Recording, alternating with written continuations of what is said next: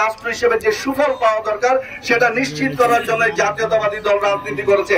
দীর্ঘ 16-17 বছর জাতীয়তাবাদী দলের নেতৃবৃন্দ জনাব তারেক রহমান একটি কথাই বলেছেন যে সুষ্ঠু গণতন্ত্র বিকাশের জন্য সুষ্ঠু নিরপেক্ষ ভোটের বিকল্প কিছু নাই। আমরা ওই কথা 16 বছর আগেও বলেছি, এখনো বলছি, কারণ আমরা মানুষের অধিকারকে প্রতিষ্ঠিত করতে চাই।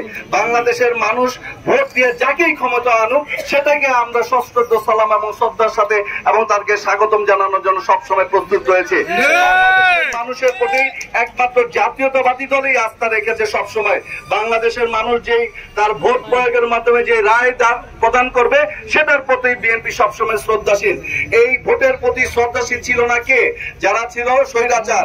আজকে অনেকেই সেই ভোটের প্রতি শ্রদ্ধাশীল না, মানুষের উপরে আস্থা নাই। তারা কিভাবে জোট করে, কিভাবে সংসদে যেতে হবে, কিভাবে দেশের পরিস্থিতিকে অস্থিতিশীল করতে হবে সেই চেষ্টায় আজকে লিপ্ত। বন্ধুরা আমার, এই বৈষম্যহীন রাষ্ট্র গঠন করার জন্য বৈষম্য বিরোধী আন্দোলন হয়েছিল। আজকে আমরা কিন্তু জায়গায় জায়গায় সেই বৈষম্য রূপী আমরা দেখছি। বন্ধুরা আমার, দেখছেন না?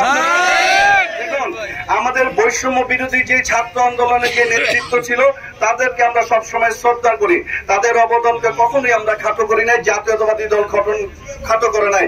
কিন্তু যখনই আপনি একটি রাজনৈতিক দল হিসেবে আত্মপ্রকাশ করবেন অবশ্যই অন্যান্য রাজনৈতিক দল যে সুবিধা পাবে আপনিও সেটা পাবেন। কিন্তু আজকে আমরা কি দেখছি যে একটি রাজনৈতিক দলকে সরকারি খরচে এবং সরকারি যে প্রটোকল দেওয়া হচ্ছে এটা সম্পূর্ণভাবে অন্যের সাথে বৈষম্যের আচরণ। বন্ধুরা আমার, বৈষম্য বিরোধী রাষ্ট্র ব্যবস্থা আমরা প্রতিষ্ঠিত করার জন্য এই প্রায় 2000-এর মতো শহীদ হয়েছেন। হাজার হাজার মানুষ, নেতাকর্মী, বিভিন্ন দলের নেতাকর্মী, সাধারণ মানুষ পঙ্গুত্ব বরণ করেছেন।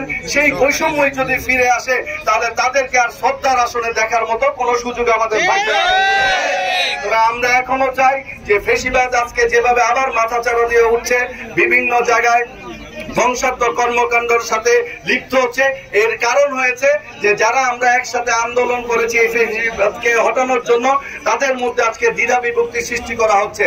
সুপরিকল্পিতভাবে দেশি এবং বিদেশি ষড়যন্ত্রের মাধ্যমে বাংলাদেশকে অস্থিতিশীল করে আবার সেই যাতে নির্বাচন বিলম্বিত হয়, নির্বাচন না হয়, যে অনির্বাচিত সরকারের মাধ্যমে আবার ফেসিবাদ কায়েম হয় কিনা সেই চেষ্টাটাই অনেকে করে যাচ্ছেন, যেটাকে সবাইকে আমাদের বিএনপির জাতীয়তাবাদী দলের প্রত্যেকটি নেতাকর্মীকে ঐক্যবদ্ধভাবে সেটা ষড়যন্ত্র মোকাবেলা করে সেই ষড়যন্ত্র নস্যাৎ করে দিতে হবে। বন্ধুরা আমার, নেতা জনাব তারেক রহমান আপনাদের জন্য নিরলসভাবে পরিশ্রম করে যাচ্ছেন।